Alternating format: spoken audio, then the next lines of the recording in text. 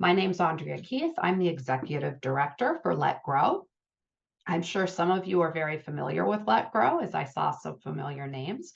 For those of you who are fairly new to Let Grow or primarily have found us because of Dr. Ortiz Independence Therapy, the article in the New York Times, and the free therapy manual that we're providing through Let Grow in coordination with him. Let me just say that Let Grow is the only nonprofit out there working for childhood independence. Our mission is to make it easy, normal, and legal to give kids the independence that they need to grow into capable, confident, and happy adults.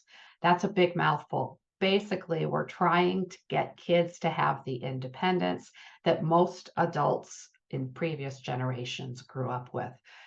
And we believe that the reason anxiety and depression and those types of things are all skyrocketing has to do with the change in childhood, that's a root cause. So a few housekeeping things. First of all, this is being recorded. Everybody who is on or who doesn't make it and registered will receive an email later today or by first thing tomorrow morning that will have some information in it, some links, anything that comes up during the webinar. It will also have a link to the recording, and you are welcome to watch that. That will also be available on our website, basically in perpetuity. If you haven't gotten the Independence Therapy Manual yet, please go to our website, letgrow.org. And under the schools link, you can click Independence Therapy, and we will be happy to mail that to you. That's a nice automated reply. So all you have to do is put in your information. Automatically, things happen on the back end, and we'll immediately send you Camilo's therapy manual, as well as a experience preview. The Let Grow experience is our full year school curriculum. So I am going to go ahead and bring us over for Lenore. We're going to let Lenore kick things off. She'll be hosting. And for those of you with questions, chat is on. But please, please, please, if you have questions you want to ask, want us to forward to Camilo immediately, directly, please put it in the Q&A. Hands cannot be raised. We've got too many people in here for me to manage that. So with that, let me introduce Lenore Skenazy, our wonderful president and co-founder of Let Grow. Thank you, Andrea. Hello, everybody. Names I recognize and names I don't. You're probably here. Oh, wait, got to introduce Camilo officially, and then I'm going to go into my little introduction. So Dr. Camilo Ortiz is an associate professor of psychology at Long Island University Post, where he conducts research on child anxiety, which is good since that's what we're talking about today.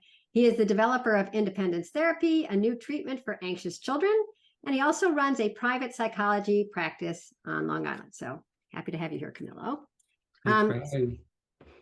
I'm really happy that he and I together authored this piece, which you probably saw, many of you, in the New York Times back in September, which talked about the rise that both of us had seen from our different perches, me at Let Grow and Camilo as a therapist, in childhood anxiety. And then my part of the article went on to talk about what Let Grow has been doing over the years to try to give kids back more independence. We call this the Let Grow experience. And it's just a very simple homework assignment that teachers give their students that basically says, go home and do something new on your own with your parents' permission, but without your parents. And then there's a giant list of things they can do. And of course, the list is endless depending on where a kid lives and what they want to do. They can walk the dog, make a meal, go to the store, et cetera, et cetera. And the whole idea of the project and the experience is that kids are increasingly supervised. They're in adult-led activities. They're in adult-supervised activities. How can we get the adults away from the kids so that the kids have the experience of doing something on their own, but also the parents get to see just how competent and growing up their kids are, something that our culture has deprived the parents of, as well as the kids. So we've been doing this for years. We've seen amazing results. We've heard great stories of kids doing things on their own, whether it's, baking a cake or going and getting their own haircut. One kid came back with a mohawk. But we didn't have any scientific backing for what we were doing. We saw the growth, but there was no way to prove that something significant was going on psychologically. And that's why I was thrilled when Dr. Ortiz, or Camilo, come on, I wrote with him, we're friends now, came and said, let me try this as an experiment. So Camilo, talk to me a little bit about what made you think that this was something significant that you wanted to look into. So I think a couple of things were converging at the same time. The increase in anxiety among kids is well documented. We've all seen that. And my field has been trying for decades to get more therapists and people to use what we call evidence-based treatment for child anxiety. And that typically is some version of exposure therapy, where whatever you're afraid of, we practice being in front of that. So if you're afraid of spiders, you'll come into my office, we'll look at pictures of spiders, we will watch videos of spiders, we might even go catch some spiders. And while that's fun for me, you can imagine that if you're actually scared of spiders, that would be the last thing that you'd want to do. I've been a big fan of exposure therapy for a long time, but it's true that it's a bit of a sell for some parents and kids. And so noticing that, we're seeing this increase in anxiety and we're not really getting better at doing much about it. And so I sort of started thinking about some outside the box ideas, and independence to me struck me as a simple, easy, straightforward way to not only push back against the increase in helicopter parenting that we've all seen, but possibly the increase in child anxiety that we've seen. And so it was just an idea, but I loved what you were doing with schools, and I didn't see why we couldn't apply that to kids in my office who are anxious. And so my doctoral student, Matthew Fassman, and I wrote up this very simple manual, and we started trying it with some people. And the results were better than we thought, and were faster than we thought would happen. So we're super excited about this. Well, me too. I mean, gosh, proof in the pudding. So how did you describe it to parents? I mean, were parents coming to you anyway for anxiety and you said, hey, how about this? Or what was it? What was the deal? Yeah. So it actually, we were thinking it would be a harder sell for parents, but it wasn't. I think they were looking for some professional permission to do what they knew was right. And many parents that I talk to about this feel trapped in this sort of culture of overprotection. They don't want to do it, but they see everybody around them doing it, and it feels like maybe they're even neglectful if they allow more independence. And so once they have someone telling them this not only is okay, it actually is probably really good for your kids, they were really brave about trying it. And we don't start with the hardest thing. We start with some easier independence activities. But I also show a video of your story that was, created by a filmmaker, John Popola. And it's a really touching 10-minute video about you letting your own son take the subway. And I've had many parents cry while watching this video. My They have a God. big emotional reaction to, all of the benefits they see about independence and the fact that their kids are not getting it. And they sort of have this corrective, what in my business, maybe we call a corrective emotional experience. And they have an aha moment, and they're like, okay, let's give this a try. And then it goes great, in all the cases we've had, and it snowballs, positively on itself. All right, I'm going to walk us through that all slower, but let's just talk about the fact that the parents understood instinctively, even beforehand, that perhaps they were hovering a little too much and that their kids were ailing because of that. I mean, I'm surprised at that awareness. Well, it doesn't take a lot because all you have to do is ask parents about their childhoods and what are the moments that they remember, the most meaningful moments, and an incredible percentage of the time, that's when I didn't have any adult around and I did so and so. And it can be something pretty simple, or it can be a stand by me moment where you Dead body. try to find a dead body. Train coming at them. And so then I simply juxtapose. So tell me about your kid's childhood with, relation to independence. And we see this huge discrepancy. And it doesn't take a lot for them to see that there's a problem here. But they just don't know how to narrow this discrepancy because they feel judged and worried. And as you've seen, sometimes worried about legal consequences.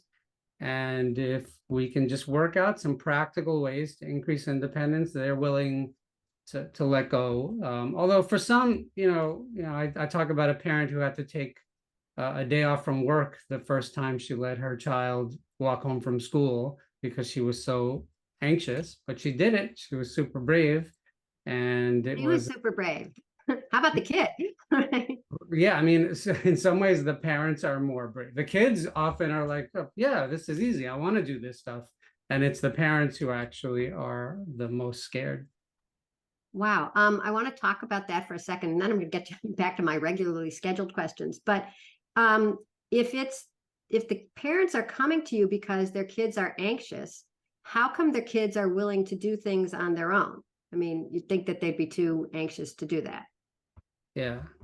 Well, we've tested this with a number of people so far, and they all have different stories, and there are different kind of constellations. So we have like the super anxious, overprotective parent whose child is actually not super anxious, and that's in some ways the prototypical helicopter idea. Then we sometimes have parents who are not at all anxious with a super anxious kid, and then there's something in the middle. But this is the drive to be independent is something that has been documented even at age 2. Wow. And so even when kids are anxious, they simultaneously want to do things independently. Now, obviously, there are situations where a kid has separation anxiety and won't leave their parents' side. But even kids like that, you can often find things that they do want to do independently. So this is what I think is sort of the secret sauce of independence therapy, is we're using this innate drive that kids have. And so it doesn't often involve a ton of convincing them. I just ask them, what do you want to do independently without any adult around? And I've never tripped up a kid with that question. They almost always, actually always, can come up with some things that they want to do independently. And then we just work with what they want to do. We don't force it. And that often blossoms into lots of different things.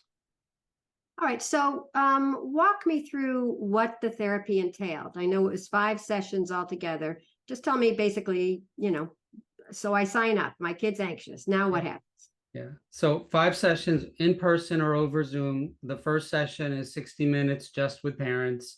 Here we show them your video. That's 10 minutes of it. We talk about it. We basically are increasing motivation to allow independence in their kids because it's going to be uncomfortable for them to some degree. Wait, uncomfortable for the for kids? The parent to allow some of this stuff that they've been not allowing in the past. By the end of the 60 minutes, we've really never had a parent who's not sold on the idea. And then the second session, it's parents and kids. We talk to kids. We actually don't mention their anxiety very much. This is pretty different than most other types of therapy. We basically open with, what are some things that you'd like to do independently that you haven't done? And that gets kids talking. Then they watch another short video about kids who have been through your program, the Let Grow program. These are just average, typically developing kids, not necessarily super anxious. And they talk about the benefits of Let Grow. And then we jump right into, what are some things that you can do this week and we take out a calendar and we say, Monday, what do you want to do? Tuesday, what do you want to do? And the goal really is to use what we call mega doses of independence, which just really means daily doses. I think that if you do this once or twice a week, it's just not going to be enough. We want it to be every day. But again, in comparison to exposure therapy, if I said to a kid, go find spiders every single day, they wouldn't want to do that. But I wouldn't want to do that. right. But they do want to do independence activities every day. And so then they come back a week later and we review what they did. And in Review particular, it like how? What do you mean? You talk, was it fun or what do you talk about? well, sort of open-ended. So tell me about what you did this week. And they're usually quite excited to tell me they feel grown up and accomplished. We actually talk about things that didn't go as expected. And this is, as a psychologist, we are often looking for discrepancies between what people predict will happen and what actually happened. We call that corrective learning. And the sweet spot for me actually is when something doesn't go as planned. So we had a 9-year-old girl who took the bus to school by herself. This is a School girl. bus? Wait, school bus or No, local bus? City bus, all by herself. New York City, Brooklyn. Oh, really? Oh, I didn't know you had a Brooklyn. And this is a girl who had never slept in her own bed by herself. So she's on the bus and she has a cell phone, but for some reason, it's not working correctly. And she is not sure where to get off. And I think maybe an adult sitting next to her kind of saw, when you see a 9-year-old by themselves on a New York City bus, you pay attention because it doesn't happen a lot these days. And so she asked her if anything was wrong. And she said, yeah, I'm not sure where to get off. And the woman helped her. She got off and she went to school. And so that's the kind of stuff that I really like, because that's where you see some growth. And when I asked the girl what she learned from that, she learned a couple of really important lessons. One is that people are generally helpful, which is not a message that a lot of parents give their kids. You get stranger danger. Danger. And the other is things don't have to go as planned and I can still figure it out. And, I get super excited as a psychologist when I hear that, because that teaches a fundamental lesson. It doesn't just teach a child, I can take the bus, and if things don't go right, I still can figure out what to do. It teaches them a much bigger generalized lesson. I'm capable even when things don't go as planned. And that's the type of fundamental lesson that really shifts anxiety in kids, because it's not situation specific anymore. So in some ways, I kind of hope that things go slightly wrong sometimes when they do these independence activities. It's sort of inevitable that something will go a little wrong. You'll get the wrong change, or you get lost a little bit or whatever. Can you tell me what it is, like, as a psychologist, what it is in anxiety that changes when you've realized that, like, okay, something went wrong and I was okay? Is that a specific psychological concept? Yeah, there are many. I won't get into the weeds too much, but one concept that we talk about is something called a core belief, which is just a fundamental belief about oneself. Like, I'm incompetent is a core belief. And we see that a lot in kids and adults who are anxious. About other people are threats, for example, is a core belief. You can also have positive core beliefs, but it generally in kids who are anxious, they tend to have some negative core beliefs. Or about the world is unpredictable and dangerous. And as the name implies, it's a core belief, so it applies to all situations. And when we see shifts in core beliefs, and it's not easy to shift core belief, there's sort of like an oil tanker. It takes a lot to make that shift. But we can sometimes get pretty quick shifts when kids are surprised by their ability to handle a difficult situation. So that ingredient of surprise is really important. And that's why we ask kids before they do these things, what are you expecting will happen? Because then when it doesn't happen in that way, we can increase the amount of surprise post hoc by talking to them about it. So you'll ask them, what are you expecting to happen when you go to the store? Like you ask them about all their independence Yeah. activities that they're planning? Yeah. Not only what are you expecting to happen in terms of like the things that will happen in the store, but Yeah. also about your own ability to handle or tolerate things. So if they go to the store to buy salami at the counter and they say, I'm afraid the guy won't talk to me and he'll skip to the next adult, then we might say, now, if that were to happen, what do you think you would do? Or how bad would that be? Or how would you handle it? And then when that does happen and they handle it well, we can hearken back to what they said, which is usually something negative, like, I don't know what I would do, or I'll have to go home, versus what they actually did. And we really emphasize that difference. And that's where we get growth. Wow. And do you do that with the parents too? Like, what do you expect is going to happen? Yes, absolutely. Because parents will often have some negative predictions about their own kids' ability to handle these situations. And while it's not as important because we're working on the child's anxiety, that sort of discrepancy is important for parents allowing more independence in the future. So it's that those sort of discrepancies are like catnip to therapists. We get very excited when someone makes a prediction and it doesn't turn out that way. So wherever we see it, we are drawn to that. Wow. And then is that rewiring them? I mean, yeah, that's sort of maybe a simple analogy to what happens. That's what I like. But yes, there's corrective learning happening, and so those core beliefs start to change, or maybe a new incompatible core belief starts to arise that I am capable. And now you kind of have these two things in your mind. And so the question becomes, when is one activated or when is the other activated? And I'll bore you with the research on that. I won't bore you with the research on that. I don't think that would be so boring, but I do want to hear an actual story. So tell me about the first kid. So the very first kid we tried this with had sort of generalized anxiety about practically everything. He would not go upstairs by himself in his own house. He was afraid to. And also his parents were afraid to let him go upstairs in their own house. And what was interesting is one of his parents was sort of afraid about the physical risks that he sort of might fall down the stairs. Now, this child was somewhat developmentally delayed and he was small for his age. How old? So, what's that? How old was he? He was 10, I believe. And so, these worries were not out of nowhere. There were some good reasons for them. And his other parent was more concerned about his emotional well-being, that if he was uncomfortable upstairs by himself, he wouldn't be able to tolerate that. So this is sort of the level of functioning. And so by the end of the treatment, he was walking home from school by himself.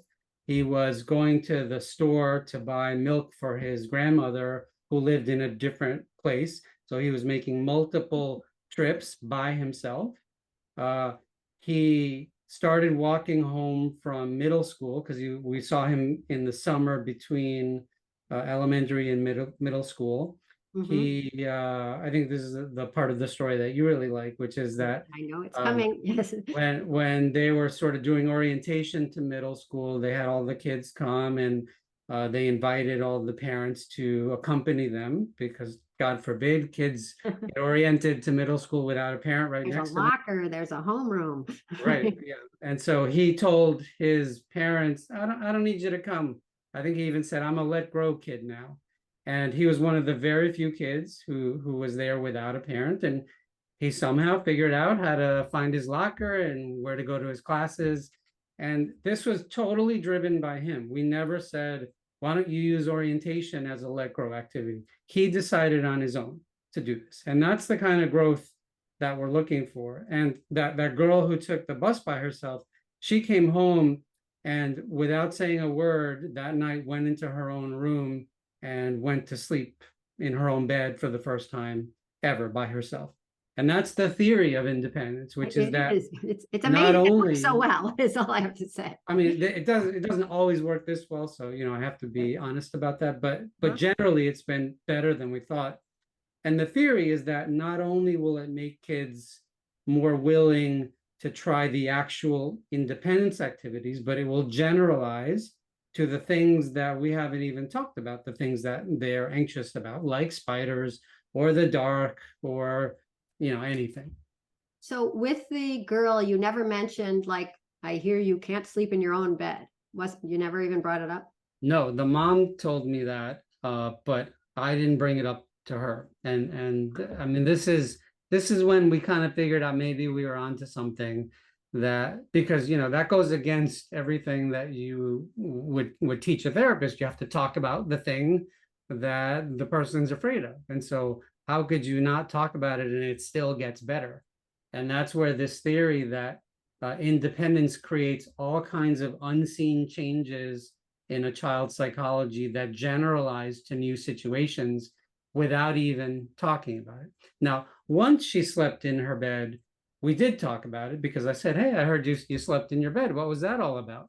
And she said, you know, well, I took a bus by myself. So She said that? She made the connection? yeah, she did. I took a bus by myself. So being in my own room didn't seem like that big a deal anymore.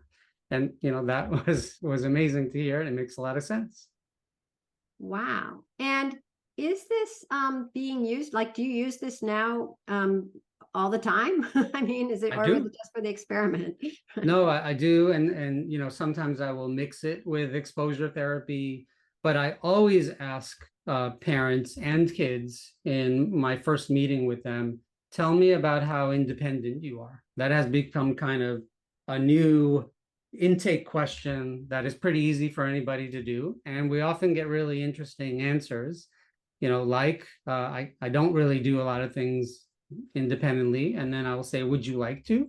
And then the answer is often yes. And that may not be the only thing we do in treatment, but it becomes an important thread that we add or that we follow.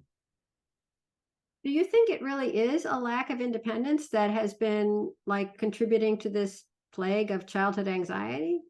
I don't think it's the only answer, and there is not really scientific agreement on what percentage of the answer is the different variables that we've talked about. Mm-hmm. But it just matches up so well with everything we've seen. And anecdotally, people, you know, whenever I talk to them about independence or independence therapy, they say, yes, of course, makes so much sense.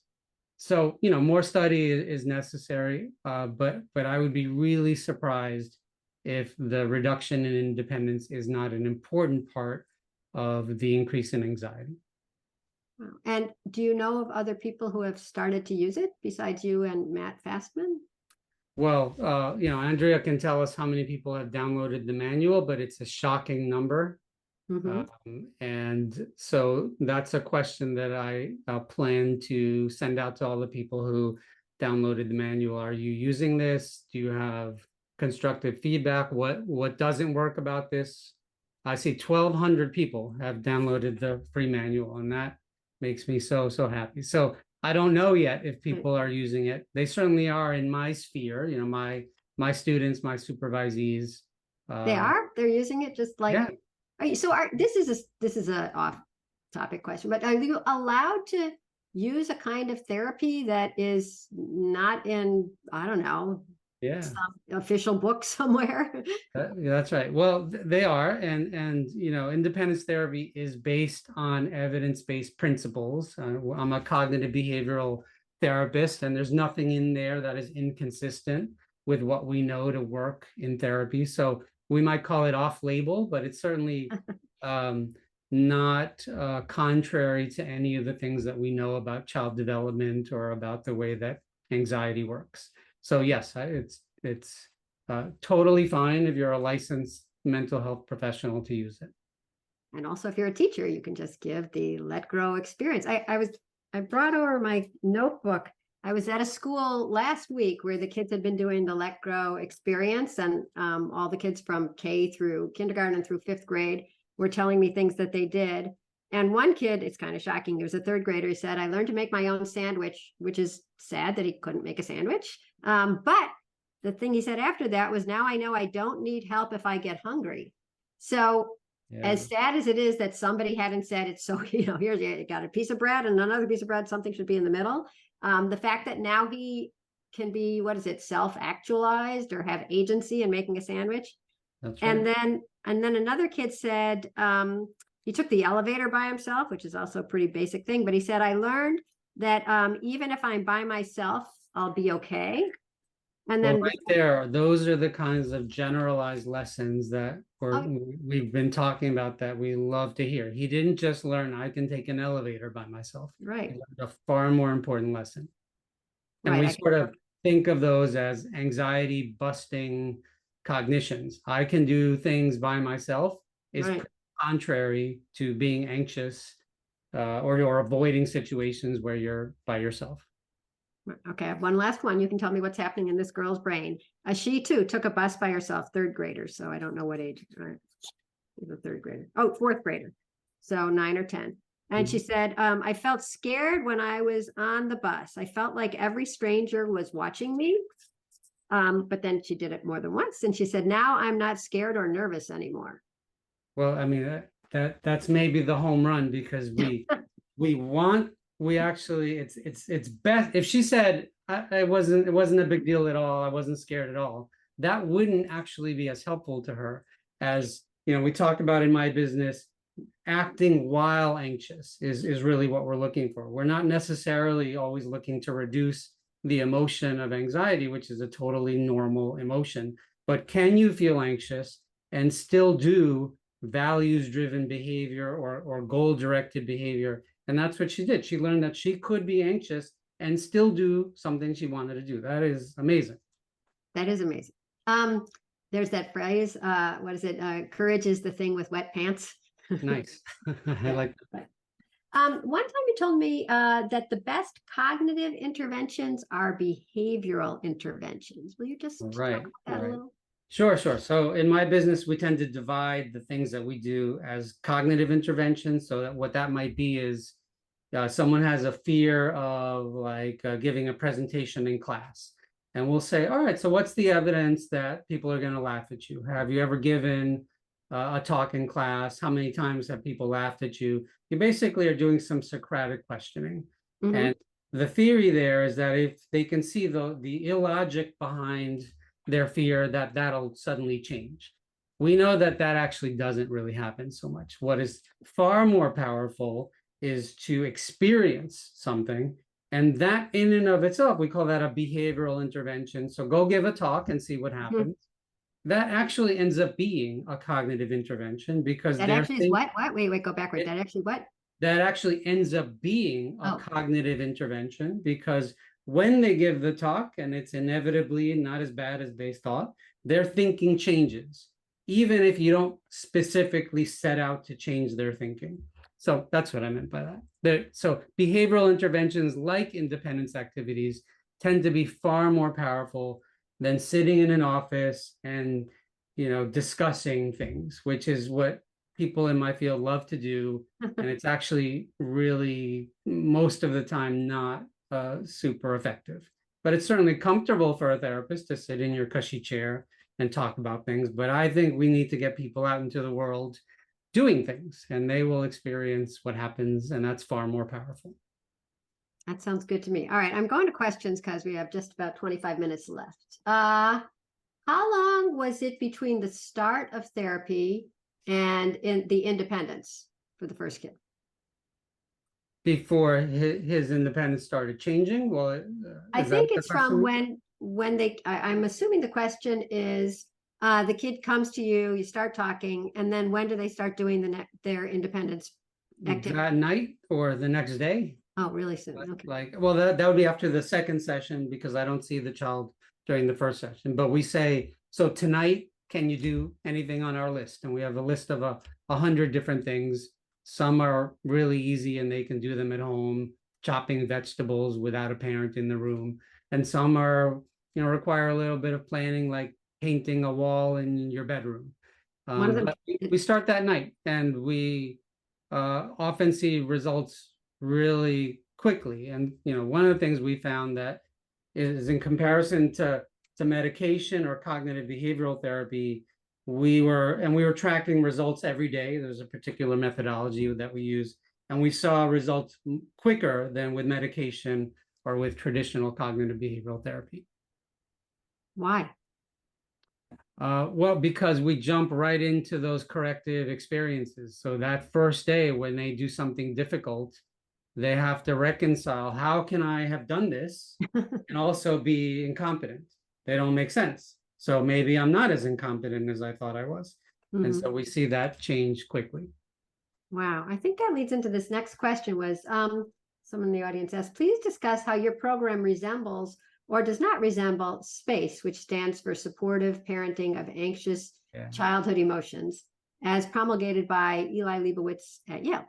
Yeah, so SPACE is a great intervention. It's fully focused at the parent. And basically what we do in SPACE is we try to reduce what are called parental accommodations. So when kids are anxious, parents often step in to help their kids. And in the short term, they do help them. They make them feel less anxious. So if I'm worried about a book report that I have to write and my mom writes half of it for me, I will definitely feel better. The problem is that those sorts of accommodations don't really fix the problem in the long term. So SPACE goes in and says to parents, let's map out all the accommodations that you make for your anxious child, and let's go about reducing them or getting rid of them over time. So our approach is mostly child-directed. So that's the main difference with SPACE. And, on purpose, we're trying to get parents out of a child's hair. And SPACE still focuses on the situations when parents and kids are together. And I just don't think that's as powerful as literally saying to a kid, what do you want to do where your parents are not even around? Because then they can't accommodate. It's impossible to accommodate. So, I really like the SPACE intervention. I think in some ways, ours is more powerful in that we get the parent completely away from the child, as opposed to reducing accommodations while they're still with the child. Wow, that makes sense. And in SPACE, they never even, the psychologist or whoever never even meets the kid, right? It's not never, but the focus is certainly on the parent. Do you have any feeling about what if kid takes a phone with them? Yeah, I mean, one of the independence activities we have is to go somewhere new without a phone.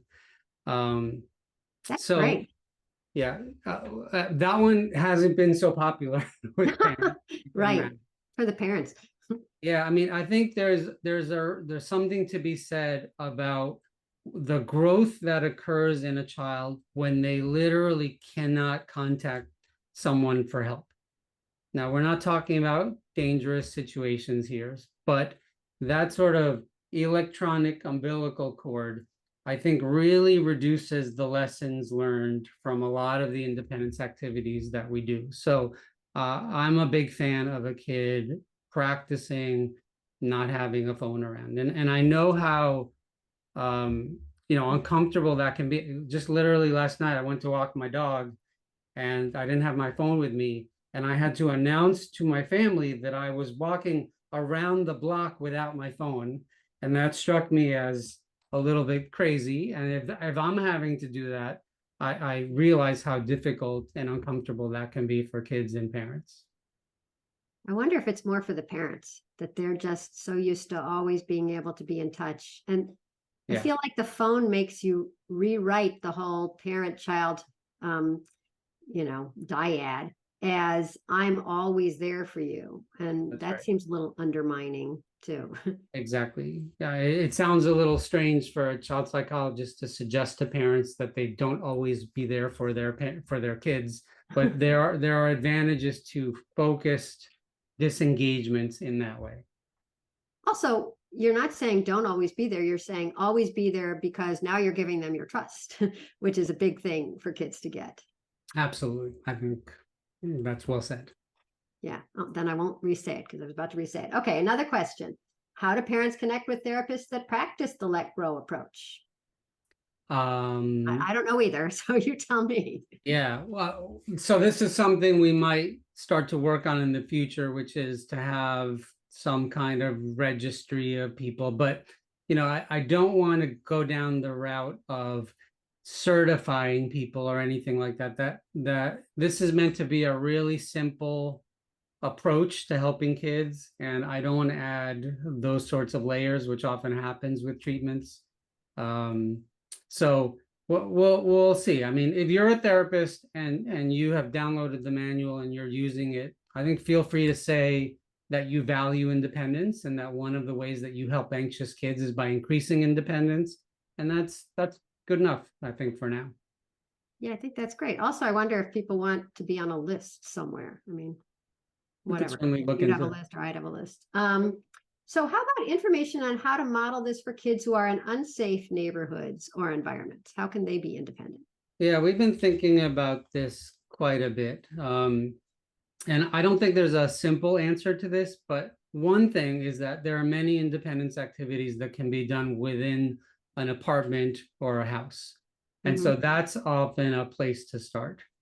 I also think that some level of unsafety of a neighborhood it is not a contraindication to do some of these activities. So when I think of my own childhood, I didn't grow up in a safe neighborhood and I was super independent and I got into some difficult situations, but they actually caused some good growth for me in terms of my view of myself as someone with an internal locus of control that could handle difficult situations. So, for most neighborhoods, I think it's still worth it to do some independence activities that are outside. And overall crime rates are certainly lower than when I was a kid. And kids often have cell phones, and so we also want them not to have their cell phones, but go on. Yeah. So I haven't really run into situations where it was clearly a bad idea to do independence activities. And I think, some of them purposely have physical risk. So, we talk to kids about things that are somewhat physically dangerous because, my belief is that the way to get good at handling danger is with lots of experience with danger. So it may not actually be the worst thing if there is some danger in a neighborhood. But it's a question that we need to keep thinking about and talking about. Right. And also there's some danger in almost everything. And we've started always focusing on that danger as opposed to focusing on any of the growth that can come. I know a bunch of the kids from this school were talking about how they crossed the street for the first time by themselves. And then a bunch of them went to the store, and I don't remember if I told you this, but there was this University of Michigan study that came out last month. Yeah, I told you. Okay.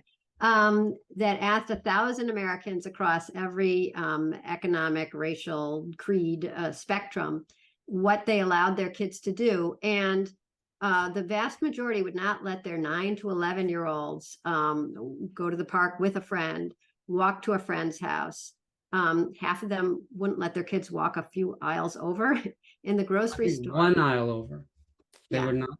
Yeah, right. But what's interesting is they also asked, is your neighborhood dangerous? And even though it was like 70-something% wouldn't let their kids do any of this, it was 17% who said their neighborhoods were dangerous. So sometimes we just automatically assume everything is dangerous. And this is letting your kid do something on their own is a recalculation for the kid of who they are, but it's also a recalculation for the parent because they've been seeing everything as too hard or too dangerous or their kid is too young.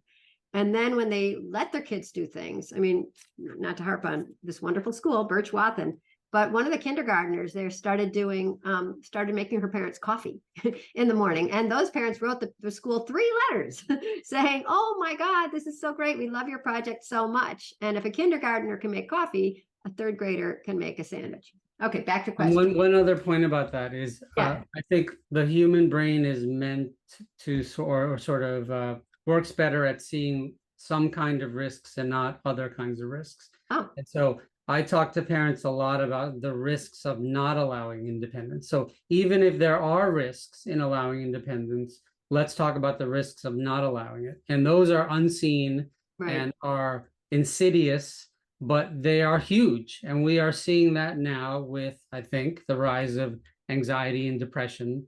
So to take an extreme example, we probably could figure out a way to delete every physical risk possible in a child's life. That would be disastrous, or even if we're just talking about risk for that child. So it has to be balanced against the risks of not allowing independence. Yeah, one is dramatic and parent feels guilty, and one is slow, I guess. One is like, oh, my kid is anxious, as opposed to my kid got, hit by a car, bit by a dog. Yeah.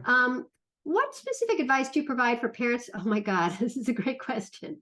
For parents that are not on the same page. One parent, maybe possibly the mother, is more risk adverse than the other parent. I've seen this myself. What a disaster. I hope you have an answer. Yeah. So the first reaction I've had is that we've actually had in the studies that we've done more dads actually who are risk averse. And it's interesting, like the first kid we talked about, they often split the worrying about risk into one person is more worried about physical risk and one is more worried about emotional risk. So there isn't a simple answer for what to do when there's a big discrepancy, but we need to get on the same page to some degree. And that's why that first session is 100% parent focused, because it's not going to work well if we have a huge discrepancy between risk tolerance. But yeah, again, your video is so important, and it has gotten parents who are really risk averse to see the wisdom of allowing some independence. And we start with things that I think are pretty easy. So chopping vegetables in the kitchen, or making coffee, or a peanut butter and jelly sandwich. And what you and I are not satisfied with that, but Right. That's enough that it establishes that kids can do something a little different than what we thought they could do. And then we ramp up from that. But it is really hard. I remember a dad who was like peering through the blinds as his child was just walking to the corner and was there the entire time, terrified, but to his credit, he did it. And then the next thing was much easier for him. So that's something we take from exposure therapy, where we can sometimes do it in little doses to get people up to where we want them to be. Although I remember talking to you a long time ago, whether little doses are good or whether a giant leap is required to really like jar a person into realizing like, oh my God, Yes. I've been treating him like a 3-year-old. He's like a 15-year-old.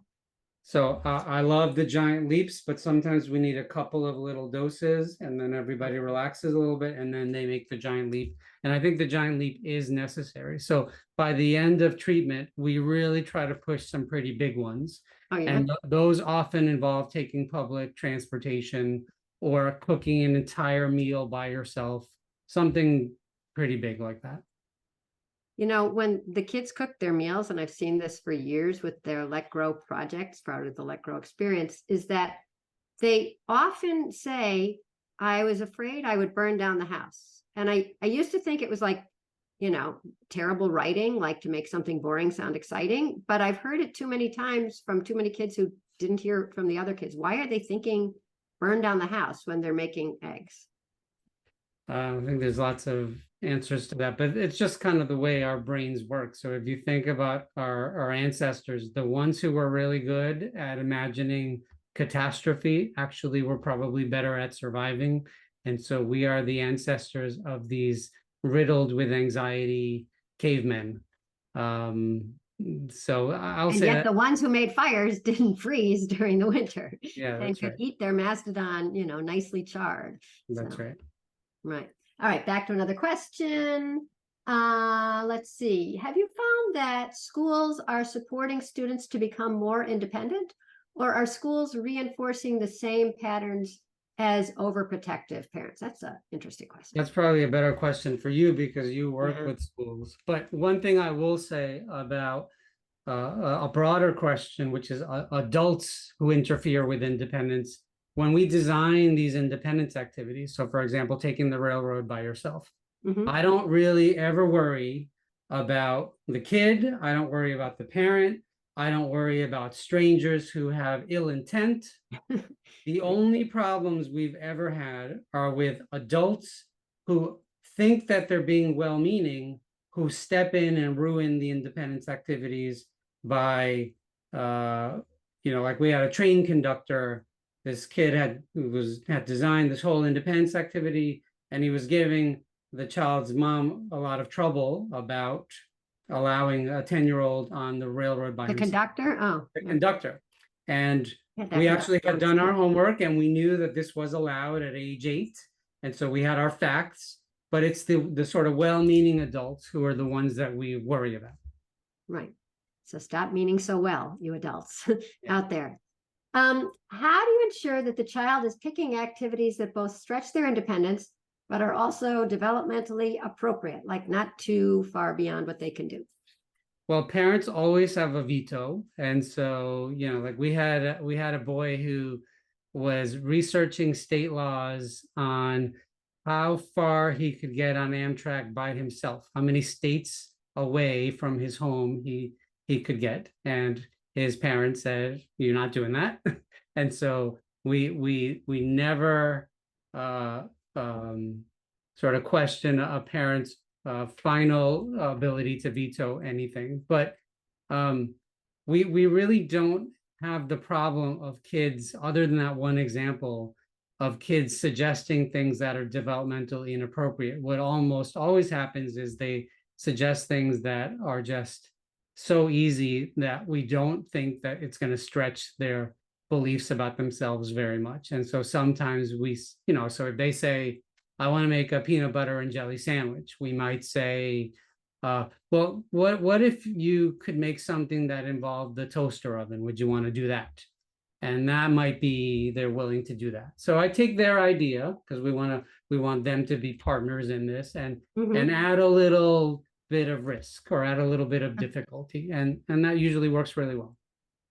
Wow. And have you heard from any of the parents since the thing ended, since your therapy with them ended? Yeah, we've gotten some unsolicited emails to sort of give us progress reports on how things are going, and a couple of kids needing some more help. Anxiety tends to wax and wane over time, but most of them are, "I would just want to tell you about the thing he just did this week," without us having to say anything. And it's usually some independence activity that is even bigger than the last one that we tried. And those make me very happy. That's so great. They must be so grateful. Oh, Andrea's back. Am I supposed to be doing something that I don't know?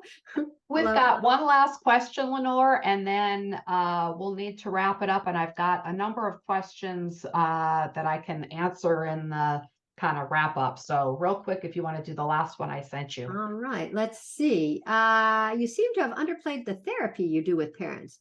When we think about how much kids display their parents' anxiety, when you work on a kid's anxiety, you most certainly are working with the parents' anxiety, both directly and indirectly. I'd say you probably agree. I agree. Yeah, I mean, we do actually, to be fair, spend a little bit of time on accommodations. We, maybe 15 minutes, we talk about what are some ways that as a parent you might interfere with some of the lessons that kids are learning, either to quell your own anxiety, for example, texting them, "How's it going?" That sort of thing. And so we just talk a little bit about the value of not intervening at all. So for those Star Trek fans, the Prime Directive, do not interfere. But there's just a little bit of that. But I agree, and we've actually tracked parent outcomes, and parents are trusting their kids more, and parents are intervening less, even though that's not something we spend a ton of time on. I have to say, I've seen the same with the Let Grow experience. What we've heard is that the parents' anxiety goes down, and basically the parents they're getting this reinforcement that our culture has taken away from them. The joy of parenting is recognizing your kids blossoming, growing, becoming competent, not just always being needy. And we never get to see that if we're always with them. And so the Let Grow experience separates them so that the parents can go, "Wow, look at my kid." So it's great for both generations. Take it away, Andrea. Thank you. First of all, wow, I think this is the most number of Q&A questions I've ever gotten in a webinar. And you guys are, as an audience, are fabulous. Lots of good questions. Can't get to all of them. However, let me just give a few bits of information before we go, so nobody walks away feeling like, oh no, I'm not going to know what to do next. So a few things. First of all, the Let Grow Project was the original activity. It was Lenore's Free Range Kids before Let Grow was started as a nonprofit. That project is available for parents. The Let Grow Experience is a new full year curriculum that assigns the project once a month. The idea behind that is schools are doing that with all of their kids because, hey, it can't hurt. And we're seeing amazing results in those kids as well. So really, the idea is not let's get every kid into independence therapy with a therapist. Sorry, Camilo, I think you probably have plenty of work. And so we do have those things available on our website. What I'm going to do is send possibly a quite lengthy email with a few notes. I'll include a number of links to things that people have asked for. I'll also attach the experience preview. That's a free look at what you can get with the school program, which is free, and you can make a phone call with us to talk about that. We have parents, all kinds of resources on Let Grow. If you are new to Let Grow, you absolutely must dig into our website. We have so much there for you. And then also there's been a lot of interest in being on a mailing list. Wow, that doesn't happen either. We do have everybody's information. Anybody who's requested the therapy manual, anybody who has attended this, and we've already spoken with Camilo about how else can we support the work. So you'll find ways to connect. And my guess is there may be more webinars to come. This is such a hot topic. Do keep an eye out because I think that we would love to have some for parents, have some for schools. Those are definitely coming up.